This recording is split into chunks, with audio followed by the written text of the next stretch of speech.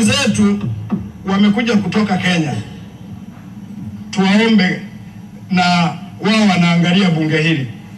Sisi Tanzania hatuna cha kujifunza Kenya. Hatuna hata kimoja cha kujifunza.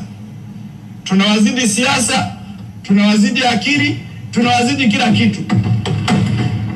Na wala swala la Kiingereza sisi sio kipaumbele. Tuna maisha yetu. Kwa hiyo niwaombe sana vyombo vya ulinzi na usalama, msikubali kuruhusu watu hao waje watuharibie nchi yetu. Niwaombe sana. Huyo sijui Mwangwa, sijui Mwangi na Mazakarua ndio vinara wa Gen Z kule. Wameharibu nchi yao, wamewekwa na ndani.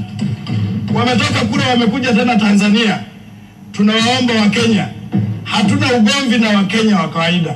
Tuna ugomvi na wanaharakati. Na sisi tuko tayari kupambana nao majukwaani. Wakenya wamejitolea, lakini anachora kwamba Gen Z wa Tanzania wamelala. Tunataka tuambie vijana wetu wamejengwa katika misingi ya baba zao. Like father, like son. Tumewafundisha vijana wetu uzalendo, ujasiri, uhodari, na tumewafundisha pia kutafuta fedha, si kwa kutukana watu, kuuza maneno kwenye mitandao. Vijana wetu hawataungana na mambo ya kipumbavu, kwa sababu lazima tukubaliane kwamba amani, Biblia inasema katika Isaya 32:17, amani ni zao la haki. Haki tuliyoijenga kwenye taifa hili ndio inayozalisha amani.